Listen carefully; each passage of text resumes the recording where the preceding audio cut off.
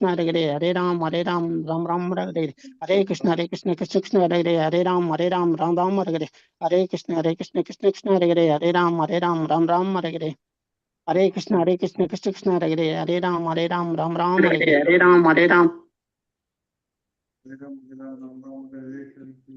Hare Krishna, Mataji. முடிச்சிட்டீங்களா Prabhuji? Okay Mataji.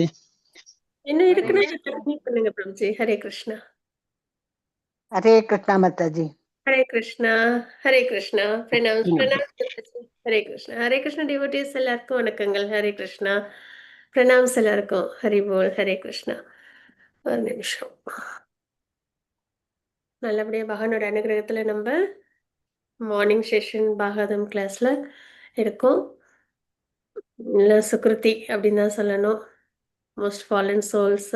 ஆனால் நமக்கு இவ்வளோ அழகாக பகவானோட பரிபூர்ண அனுகிரகம் கிடைச்சிருக்கு.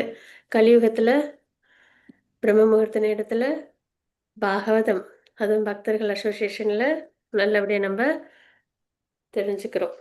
சேஜஸ்க்கு அப்படி தான், அவங்களுக்கெல்லாம் தான் அவ்வளோ அந்த ஸ்கிரிப்சஸ்லாம் வாசிக்கிற அளவுக்கு ஒரு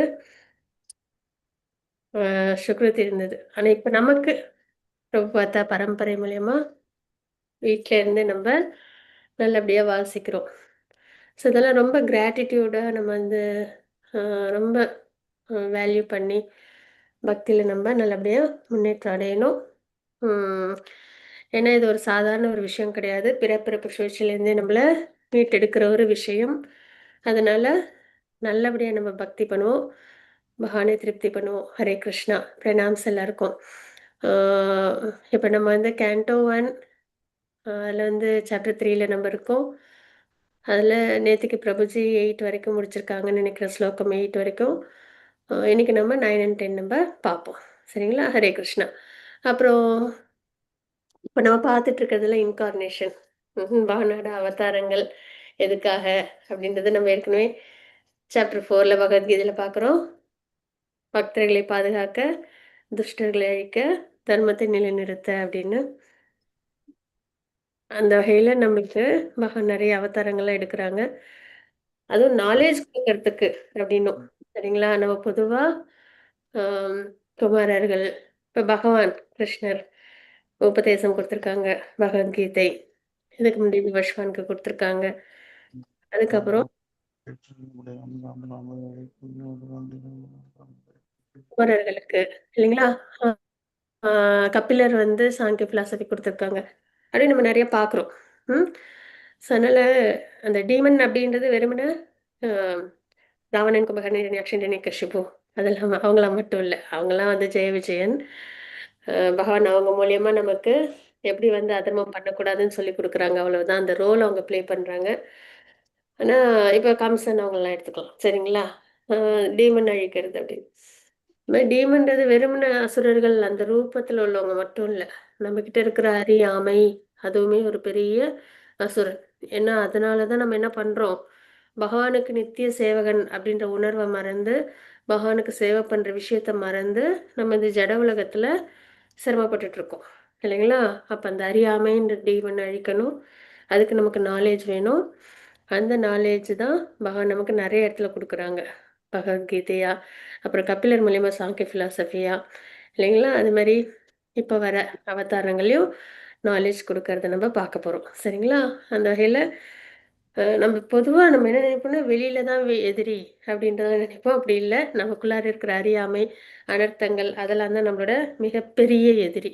நம்மளை வந்து பிறப்பிறப்பு சுழற்சியிலே சிரமப்பட்டுக்கிட்டே இருக்கிறதுல வச்சிருக்கிறது. ஸோ அதை நம்ம சரி பண்ணணும். பகவானோட அனுகிரகத்தில் அவங்களோட உபதேசங்களை நம்ம எடுத்துப்போம். நல்லபடியாக அதை முடிஞ்ச வரைக்கும் வாழ்க்கையில் ஃபாலோ பண்ணுவோம். ஹரே கிருஷ்ணா.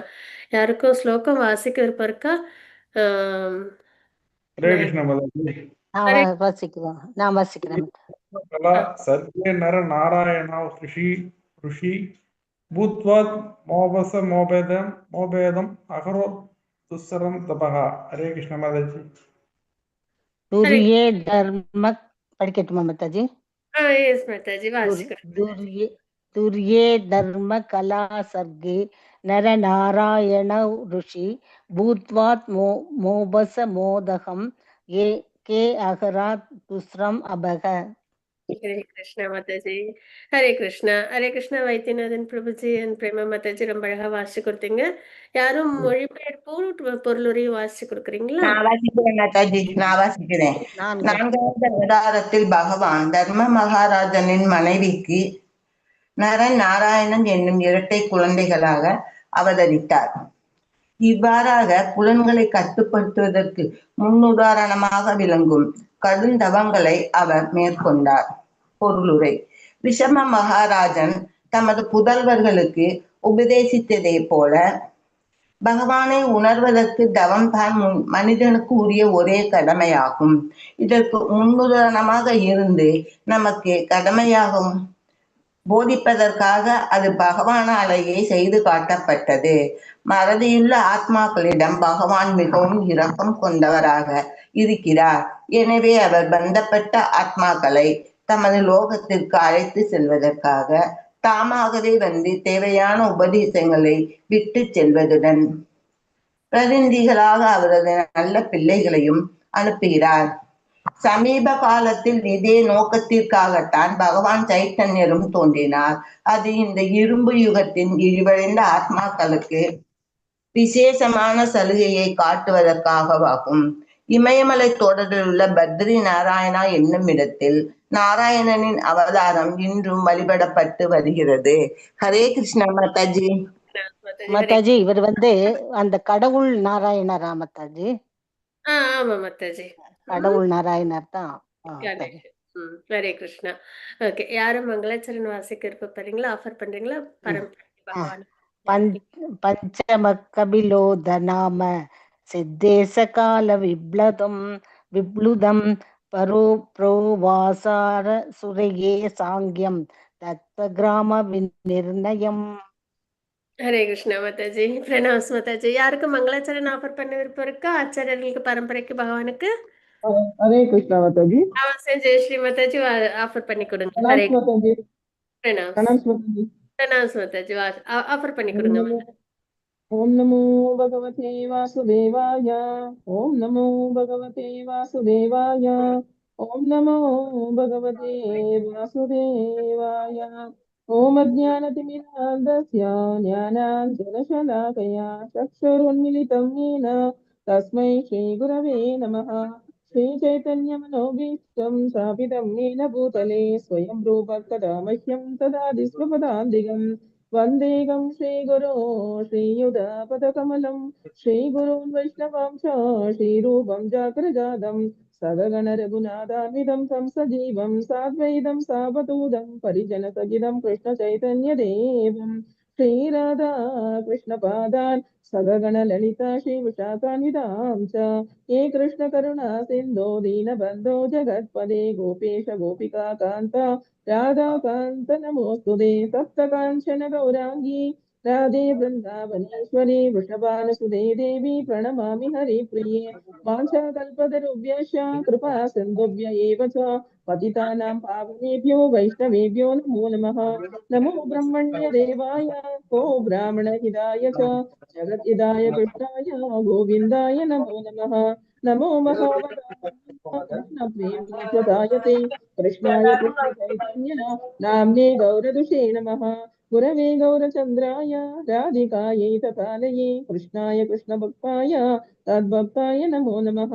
मूकं करोति वाचालं भङ्गुं लङ्घयति गिरिं यत्कृपातमहं वन्दे श्रीगुरं दीनदारणं परमानन्दमाधवं श्रीचैतन्य ईश्वरं कृष्णाय वासुदेवाय देवकीनन्दनाय च नन्दगोपकुमाराय गोविन्दाय नमो नमः. नमः पङ्कजनाभाय नमः पङ्कजमालिने नमः पङ्कजनेत्राय नमस्ते पङ्कजाङ्ग्रये. नमो विष्णुपादाय कृष्णप्रेष्ठाय भूतले श्रीमदे भक्तिवेदान्त स्वामिन् इति नामिने. नमस्ते सरस्वते देवे गौरवाणी प्रचारिणे निर्विशेष शून्यवादी पाश्चात्यदेशतारिणे. नारायणं नमस्कृत्य नरं चैव नरोत्तमं देवीं सरस्वतीं व्यासं ततो जयमुदीरयेत्. शृण्वतां स्वगतः कृष्णः पुण्यश्रवणकीर्तनः हृद्यन्तस्थो गैयपत्राणि वितनोति सुगुत्सदाम्. नष्टप्रायेषु अभद्रेषु नित्यं भागवतसेवया भगवति उत्तमश्लोके भक्तिर्भवति नैष्टिकी पञ्चतत्त्वात्मकं कृष्णं भक्तरूपस्वरूपकं भक्तावतारं भक्ताख्यं नमामि भक्तशक्तिगं। जय श्रीकृष्ण चैतन्य प्रभु नित्यानन्द श्री अद्वैत गदाधर श्रीवासादि गौरभक्तवृन्द। हरे कृष्ण कृष्ण कृष्ण हरे हरे, हरे राम राम राम हरे हरे, हरे कृष्ण कृष्ण कृष्ण हरे हरे, हरे राम राम राम हरे हरे, हरे कृष्ण कृष्ण कृष्ण हरे हरे, हरे राम राम राम हरे हरे। श्रील प्रभुपाद की जय। हरे कृष्ण माताजी। மாதாஜி ரொம்ப அழகா ஆஃபர் பண்ணி கொடுத்தீங்க. பரம்பரை माताजी। பகவானுக்கு, ஆச்சாரியர்களுக்கு ஹரி போல். ஹரே கிருஷ்ணா. ஓகே, இப்போ நம்ம 9th ஸ்லோகம் நம்ம பார்க்குறோம். இதில் வந்து நரநாராயணர் ரிஷிகள் அவங்கள பற்றி நம்ம பார்க்குறோம். சரிங்களா? வரிசை இன்கார்னேஷன் தான் பார்த்துட்டு இருக்கோம். அதில் பகவான் எதுக்கெல்லாம் அவதாரம் பண்ணுறாங்க, எப்படிலாம் அவதாரம் பண்ணுறாங்க அப்படின்றது இப்போ தான் நம்ம பார்த்தோம். 4th சாப்டரில் நம்ம பார்க்குறோம். பக்தர்களை பாதுகாக்க, துஷ்டர்களுக்கு தர்மத்தை நிலைநிறுத்தன்னு. இதுவும் கூட என்ன இன்னொன்று அப்படின்னா, அந்த பக்தர்களை பாதுகாக்கின்றது அது அந்த ரெசிப்ரோகேஷன். பகவான் தன்னோட அன்பை பக்தர்களுக்கு வெளிப்படுத்துறதும் அதுலேயும் ஒரு முறையாக நம்ம பார்க்குறோம் இன்னர் மீனிங்கில். சரிங்களா? அதே மாதிரி இன்னும் பல இன்கார்னேஷன் எதுக்காக அப்படின்னா நமக்கு நாலேஜ் கொடுக்கறது. ஏன்னா அதுதான் நம்மளோட அசுரனே. சரிங்களா? நம்மளை பகவான்கிட்டேருந்து பிரித்து வச்சிருக்கிறது என்னென்னா அந்த அறியாமைன்ற அந்த அசுரன். அதை நம்மக்கிட்டேருந்து போக்கணும் அப்படின்னு சொல்லி பகவான் அது நமக்கு நிறைய நாலேஜ் நம்மளுக்கு கொடுக்கறதுக்காக அவதாரங்கள் எடுக்கிறாங்க அப்படின்றத பார்க்குறோம். ஈவன் மத்ஸ்ய அவதாரத்துலேயும் சத்யவர்த முனிக்கு நாலேஜ் தான் கொடுக்குறாங்க. அது மாதிரி கபிலர், அது மாதிரி குமாரர்கள், நரநாராயண ரிஷி, பகவான் கிருஷ்ணர் பகவத்கீதை கொடுக்கறது, இந்த மாதிரி நிறையா. சரிங்களா? இதெல்லாம் இல்லைன்னா நம்மளுக்கு சுத்தமாக ஒன்றுமே தெரியாது இல்லைங்களா? பகவானோட அவதாரங்களோ இல்லை பகவானோட உபதேசங்களோ இல்லை அப்படின்னா நமக்கு எதுவுமே தெரியாது. ரொம்ப டார்க்கஸ்ட் வெளியில் அப்படியே சிரமப்பட்டுட்டே இருப்போம். பக்தி பண்ணணும், அந்த பிறப்பு ப்ரொசஷன் வெளியில் வரணும் அப்படிலாம் தெரியாமல். அதெல்லாம் இப்போல்லாம் இருக்கும்போதே இன்னமுமே இந்த ஜனவுலக விஷயங்கள்லேருந்து வெளில வந்து சிரமமாக தான் இருக்குது இல்லைங்களா? ஸோ அந்த வகையில் நம்ம வேல்யூ பண்ணணும். அதுதான் ஏதோ படிச்சுட்டு அப்படியே நம்ம எழுந்துடாமல் எவ்வளவு இம்பார்ட்டன்ஸு நம்மளுக்கு இந்த நாலேஜ்லாம் கெயின் பண்ணுறது, அதை வாழ்க்கையில் நம்ம கொண்டு வர்றது, இதெல்லாம் வந்துட்டு ப்ராக்டிக்கலாக நம்ம கண்டிப்பாக நிறையா இம்ப்ளிமெண்ட் பண்ணணும். நிறைய சேலஞ்சஸ் வரும், இருந்தாலும் நம்ம கடைபிடிக்கணும் அப்படின்றது தான். இதில் வந்து இப்போ வந்து 4வது அவதாரத்தில் நம்ம என்ன பார்க்குறோம் அப்படின்னா நரநாராயண ரிஷிகரை பற்றி நம்ம பார்க்குறோம். சரிங்களா? இவங்க வந்து பத்ரிகாசிரமத்தில் இருக்கிறவங்க. சரிங்களா? நிறைய கேள்விப்பட்டிருப்போம் நம்ம நரநாராயண ரிஷிகள் அப்படின்னு சொல்லிட்டு. பத்ரிகாசிரமத்தில் தபஸ் பண்ணி இருந்தவங்க. ரொம்ப எதுக்காக அப்படின்னா இந்த இந்த அவதாரம் அப்படின்னா அந்த செல்ஃப் கண்ட்ரோலு, அப்புறம் வந்துட்டு அந்த ஸ்பிரிச்சுவலாக அந்த வந்து ப்ராக்ரஸ் ஆகிறது, இந்த மெட்டீரியல் விஷயங்கள்லேருந்து விலகி இருக்கிறது. சரிங்களா? இதெல்லாம் நமக்கு எடுத்து சொல்கிறதுக்காக நிறைய டிவோஷனல் சர்வீஸோட இம்பார்ட்டன்ஸை நமக்கு இவங்க கொடுத்துருக்காங்க அப்படின்றத நம்ம இங்கே பார்க்குறோம். சரி, இவங்க யாருக்கு வந்துட்டு அப்பியர் ஆனாங்க? இவங்களோட பேரண்ட்ஸ் யார் அப்படின்னா தர்மா, கிங் தர்மா, அதுக்கப்புறம் வந்து மூர்த்தி அப்படின்றவங்க. சரிங்களா? தக்ஷாவோட ஒரு பெண் அவங்க. சரிங்களா? மூர்த்தி அப்படின்றவங்க அவங்க தான் வந்து இவங்களோட அன்னை. சரிங்களா? ஸோ இவங்க 2 பேருக்கும் தான், தர்மா அண்ட் மூர்த்தி, இவங்க 2 பேருக்கும் தான் இவங்க அப்பியர் ஆனாங்க அப்படின்றத நம்ம பார்க்குறோம். இவங்களோட வரலாறுல நம்ம பார்த்தோம் அப்படின்னா இவங்க இப்போ பார்க்குற இன்கார்னேஷன் எல்லாமே நம்ம வந்து பின்னாடி பாகவதத்தில் தனித்தனியாக நிறைய கேண்டோவில் நம்ம பார்ப்போம். சரிங்களா? விரிவாக நம்ம பார்ப்போம். இப்போ இவங்களோட அவதாரம் என்ன, இதில் என்ன ஆச்சாரியர்கள் மூலயமா நம்ம நிறையா முக்கியமான விஷயம்லாம் நம்ம பார்க்குறோம் அப்படின்னா தப்பஸ் அந்த செல்ஃப் கண்ட்ரோலில் ரொம்ப சிறந்தவங்களா இருப்பாங்க அப்படின்றத நம்ம பார்ப்போம். அதில் என்ன அப்படின்னா இவங்க எப்பயுமே வந்து யாராவது ரொம்ப தப்பஸ் பண்ணாங்க அப்படின்னா இந்திரனுக்கு ஒரு பயம் வந்துடும், எங்கே நம்ம இடத்துக்கு வந்துடுவாங்களோ அப்படின்னு சொல்லிட்டு இல்லைங்களா? ஸோ அந்த வகையில் இவங்களோட தப்பஸை வந்துட்டு கலைக்கிறதுக்காக அப்சரஸ் வந்து அனுப்புவாங்க. அப்போ இவங்க வந்து தன்னோட தொடையிலேருந்து ஊர்வசி அப்படின்றவங்கள அனுப்பி திருப்பி இந்திரனுக்கே கிஃப்டாக கொடுப்பாங்க. ஸோ அந்தளவு செல்ஃப் கண்ட்ரோல் அப்படின்றதுல வந்துட்டு ஒரு எக்ஸாம்பிளுக்காக நம்ம பார்க்குறோம். சரிங்களா? அதே மாதிரி வந்து கர்ணனோடையும் இவங்களை வந்து இவங்களோட பாஸ்ட் டென்ஸ் வந்து கொஞ்சம் கனெக்ட் ஆகும். ஏன்னா அவங்க வந்து கர்ணன் அப்படின்றவங்க மகாபாரதத்தில் ஒரு முக்கியமான ஒரு கேரக்டர் நம்ம பார்க்குறோம். அவங்க வந்து அதுக்கு முன்னாடி பிறவியில் வந்து அஹ், சகர்ஷ கவச்சா அப்படின்ற ஒரு அசுரனா இருந்தாங்க. சரிங்களா? சகர்ஷ கவச்சா அப்படின்னா 1000 கவச்சங்கள் உடையவங்க அந்த மாதிரி. சரிங்களா? அதில் என்னன்னா அவங்களுக்கு ஒரு வரம் அவங்கள யாராலையும் அழிக்க முடியாத அளவுக்கு ரொம்ப ஸ்ட்ராங்காக இருந்தாங்க. அப்போ வந்து அவங்கள அழிக்கணும்னா அப்போ 1000 காலம் தபஸ் இருக்கணும். சரிங்களா? அப்புறம் கண்டினியூஸாக அழிக்கணும். அப்போ வந்து கண்டினியூஸாக போர் பண்ணி ஒரு ஒரு கவசமாக எடுக்கணும் அந்த மாதிரி. அப்போ என்ன ஆகும் அப்படின்னா நரன் வந்து 1000 வருடம் 1000 வருடம் வந்து தபஸ் இருப்பாங்க. நாராயணர் அவங்க கிட்ட வந்துட்டு சண்டை போடுவாங்க. அப்புறம் நாராயணர் வந்து 1000 வருடம் தபஸ் இருப்பாங்க. நரன் போய் சண்டை போட்டு ஒரு கவசத்தை எடுப்பாங்க. இப்படி வரிசையா அவங்களோட 1000 கவசத்தையும் எடுத்து கடைசியில ஒரு கவசம் மட்டும் மிஞ்சி இருக்கும். சரிங்களா? அந்த நிலையில அந்த பிறவி அவங்களுக்கு முடியுது கர்ணனுக்கு. அதுக்கப்புறம் தான் மகாபாரதத்துல அவங்க வராங்க. ஒரு கவசம் இருக்கும் அவங்க கிட்ட. அப்புறம் அதையுமே அதை எடுத்துட்டு இங்க நரநாராயணரா வந்தவங்க தான் அங்க வந்து அர்ஜுனனாவும் பகவான் கிருஷ்ணர் அப்படின்றதும் பார்க்கப்படுது. சரிங்களா? ஸோ அந்த வகையில் அவங்க 2 பேருமா சேர்ந்து அவங்களோட அந்த இன்னொரு கவச்சத்தையும் எடுத்து அவங்கள அழிக்கிறாங்க அப்படின்றத பார்க்குறோம். ஆனா அந்த இடத்துல அழிக்கிறது இல்ல. அவங்களுக்கு வந்து நல்ல ஒரு நிலை தான் அவங்க அடையிறாங்க கர்ணன் அப்படின்றவங்க. சரிங்களா? ஸோ இந்த மாதிரி உங்களுக்கு இன்னும் நிறைய பாஸ்ட் டைம்ஸ் அந்த மாதிரி இருக்கு. பத்ரிகாசிரமத்துல இப்பயுமே 4 திவ்ய தேசங்கள் நம்ம கண்டிப்பா பார்க்கணும்னு சொல்லுவாங்க இல்லைங்களா? இந்த கலியுகத்துல ஒண்ணு வந்து பூரி ஜெகநாத் மந்திர், அப்புறம் வந்து தமிழ்நாட்டுல ராமேஸ்வரம், அப்புறம் துவாரகா, இன்னொன்னு வந்து பத்ரிநாத். சரிங்களா? ஸோ இந்த மாதிரி நிறைய முக்கியத்துவம் பெற்ற ஒரு இடம். அங்கே தான் வந்து இவங்களோட பாஸ்ட் டைம்ஸ்லாம் நடக்குது அப்படின்றத பார்க்குறோம். நார்த் சைடில் இருக்கு. சரிங்களா? சரி, இப்போ இதில் நம்ம என்ன பார்க்கணும், ரிஷப மகாராஜர் தமது புதல்வர்களுக்கு உபதேசித்ததைப் போல பகவான் உணர்வதற்கு தவம் தான் மனிதருக்குரிய ஒரே கடமையாகும் அப்படின்னு நம்ம இங்கே பார்க்குறோம். சரிங்களா? ரிஷப மகாராஜர் என்ன பண்ணாங்க அப்படின்னா இவங்க வந்து பகவானோட ஒரு இன்கார்னேஷன். சரிங்களா? இவங்க என்ன பண்ணாங்க அப்படின்னா உம், இவங்க இவங்களுக்கு வந்து ஜெயந்தி அப்படின்னு ஒரு ஒய்ஃபு, அவங்களுக்கும் இவங்களுக்கும் ஒரு 100 பிள்ளைங்க வந்து பிறந்தாங்க. அதில் வந்து பரத் மகாராஜ் நம்ம பார்க்குறோம்ல, மானா பிறவி எடுத்து அதுக்கப்புறம் மறுபடியும் வந்து ஜடபரதரா அவங்க வந்து வந்து அதுக்கப்புறம் பகவானை அடைஞ்சாங்க அப்படின்னு. ஸோ அவங்க வந்து இவங்களோட ஃபர்ஸ்ட் குழந்தை. சரிங்களா? அதுக்கப்புறம் அந்த 100 குழந்தையில 10 குழந்தைங்களுக்கு இந்த ஜம்புத்வீபாவை பிரித்து கொடுத்துருப்பாங்க. அதில் பாரத வருஷத்தை ஆண்டவங்க தான் பரத் மகாராஜா. அவங்களோட பேரில் தான் பாரத வருஷம் குறிப்பிடப்படுதுன்றதையும் நம்ம பார்க்குறோம். சரிங்களா? ஸோ அதுக்கப்புறம் இன்னொரு 9 குழந்தைகள் வந்து இந்த ப்ரீச்சிங்க்காக அவங்க வந்து அனுப்பியிருப்பாங்க. கிருஷ்ண கான்ஷியஸ்னஸ். இன்னொரு மிச்சம் உள்ள குழந்தைங்க எல்லாரையும் 1000 பேர் 100 பேர்ல மிச்சம் உள்ள குழந்தைங்க எல்லாரையும் இந்த பிரம்மச்சாரிகளா இருந்து இந்த ரிச்சுவல்ஸ்லாம் செய்யறதுக்கு அவங்கள வந்து ட்ரெயின் பண்ணியிருப்பாங்க. சரிங்களா? அப்போ அவங்க என்ன பண்ணாங்கன்னா தங்களோட பிள்ளைங்களுக்கு அவங்க வந்து மனித வாழ்க்கைக்குரிய ஒரே கடமை, வெறும் கடமை மட்டும் இல்ல, ஒரே கடமை என்னன்னா தவம் தான். சரிங்களா?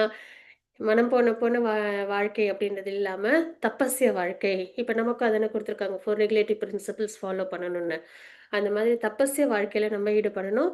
பகவானுக்கு பக்தி செய்யற மார்க்கமா நம்மளோட சாதனா பக்தியில் நம்மளோட வாழ்க்கை இருக்கணும்.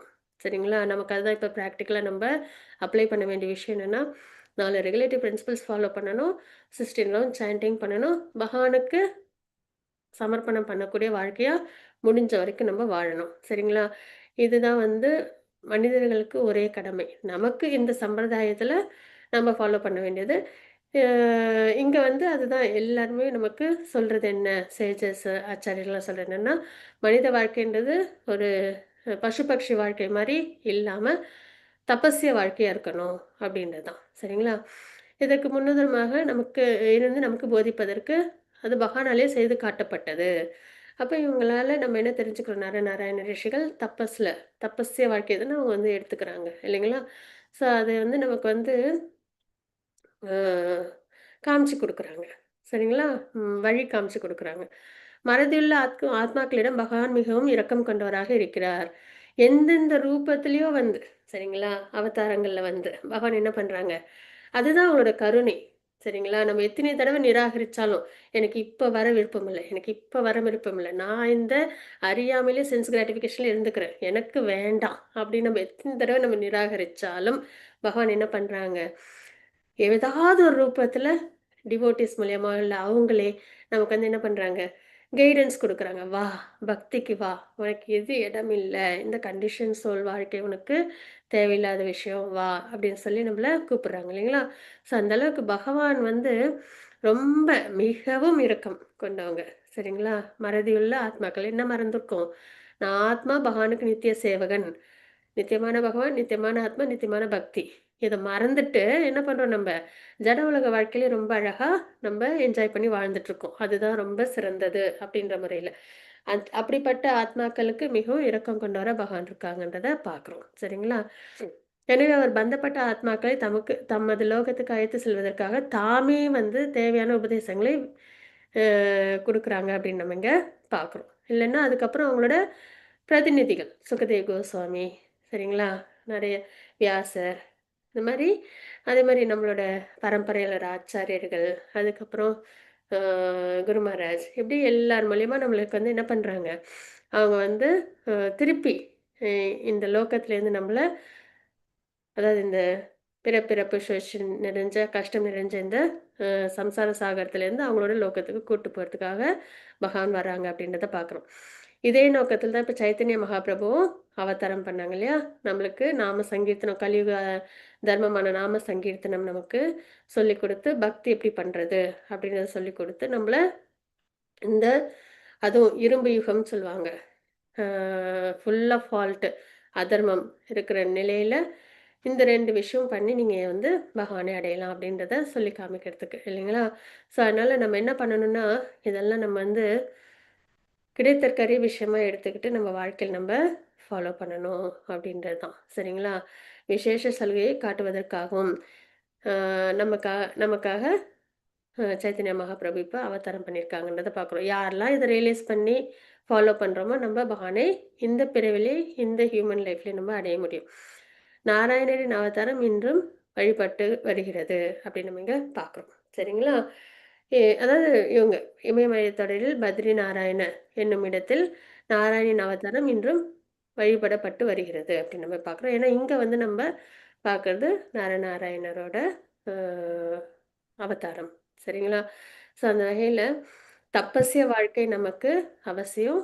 அதுக்கப்புறம் அதை நமக்கு சொல்லி கொடுக்கறதுக்காக தான் பகவான் வராங்க, அவதாரம்லாம் எடுக்கிறாங்க, உபதேசங்கள்லாம் கொடுக்குறாங்க அப்படின்றத பார்க்குறோம்.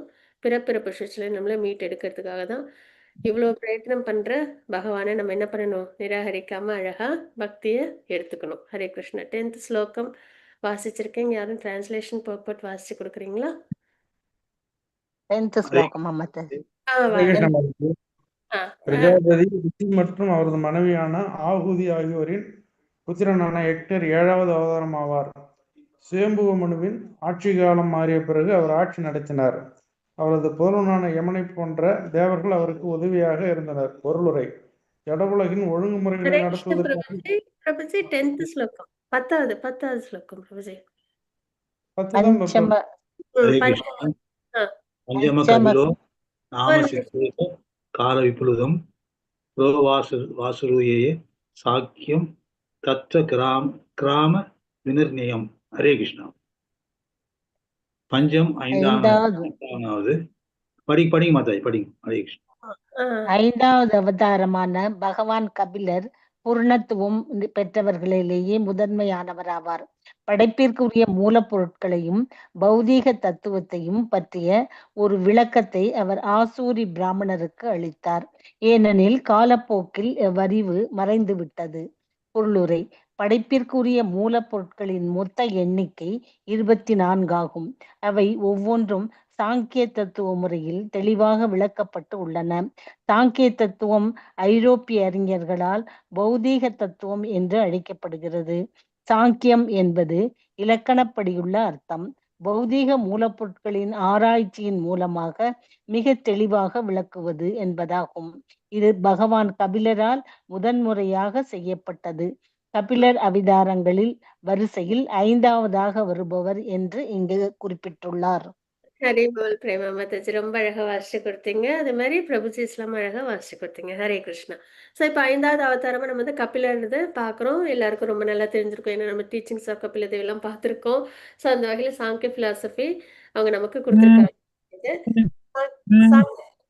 சாங்கிய ஃபிலாசபி அப்படின்றது என்னன்னா சரீரம் வேறு ஆத்மா வேறு அப்படின்ற உணர்வு நம்மளுக்கு தெரிஞ்சு அதுக்கப்புறம் நம்ம ஆத்ம நிலையிலேருந்து நல்ல பக்தி பண்ணி பகவானை அடையணும் அப்படின்னு முக்கியமாக வந்து நம்ம என்ன பார்த்தோம் அப்படின்னா கபிலர் வந்து கர்தமமுனிக்கும் தேவகூதி அம்மாவுக்கும் மகானா வந்து அவங்க அவதாரம் பண்ணாங்க அப்படின்றத பார்க்குறோம்.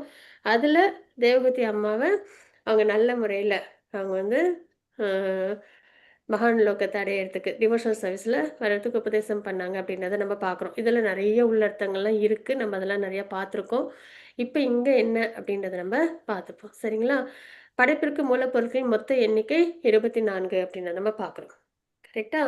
அதில் இந்த பஞ்சபூதங்கள், கர்மேந்திரியங்கள், ஞானேந்திரியங்கள், பஞ்சபூதங்கள் 5, கர்மேந்திரியங்கள் 5, ஞானேந்திரியங்கள் 5. அதுக்கப்புறம் வந்துட்டு இந்த பொருட்கள் புலன்பொருட்கள். ஹரே கிருஷ்ணா மாதாஜி. அதுக்கப்புறம் இந்த ஃபால்ஸ் ஈகோ, இன்டெலிஜென்ஸ், மனம், இதெல்லாம் சேர்ந்து 24 மூலப்பொருட்கள் அப்படின்றத பார்க்குறோம். ஸோ இதை பற்றி அனலைஸ் பண்ணி அதுக்கப்புறம் ஆத்மா அப்படின்றத உணர்ந்து அதுலேருந்து பகவானுக்கு பக்தி பண்ணணும். அந்த நிலையை நமக்கு கொடுக்கறது தான் சாங்கிய தத்துவம் அப்படின்றது. சரிங்களா? இதை வந்து கபிலர் வந்து உபதேசம் பண்ணாங்க அப்படின்றத நம்ம இங்கே பார்க்குறோம். இது வந்து யாருக்கு அவங்க கொடுத்தாங்கன்னா ஆசுரி அப்படின்ற பிராமணருக்கு கொடுத்தாங்க. இவங்க வந்து கபிலரோட டிசைபிள். சரிங்களா? அவங்களோட சிஷ்யனா வராங்க. அவங்களுக்கு கொடுத்துருக்காங்க. ஆனால் காலப்போக்கில் இது வந்து அப்படியே கொஞ்சம் கொஞ்சமாக அப்படியே மறைஞ்சிருச்சு அப்படின்றத நம்ம இங்கே பார்க்குறோம். சரிங்களா? ஸோ அந்த வகையில் கபிலர் வந்து இந்த சாங்கிய ஃபிலாசபியை நமக்கு கொடுத்துருக்காங்க. அதில் நல்லபடியாக நம்ம அண்டர்ஸ்டாண்ட் பண்ணி பக்தி பண்ணி பகவானை அடையணும் அப்படின்றத நம்ம இங்கே தெரிஞ்சுக்கிறோம். ஸோ இதுதான் இந்த இன்கார்னேஷனோட இம்பார்ட்டன்ஸ் அப்படின்றத நம்ம பார்க்குறோம். சரிங்களா? வாஞ்சா கல்பதருப்பஷ்ய கிருபா சிந்து பையவச்ச பதிதானாம் பாவனேபியோ வைஷ்ணவேபியோ நமோ நமः அனந்த கோடி வைஷ்ணவ ஸ்ரீல பிரபாத் கி ஜெய். ஹரே கிருஷ்ணா. 2 ஸ்லோகம்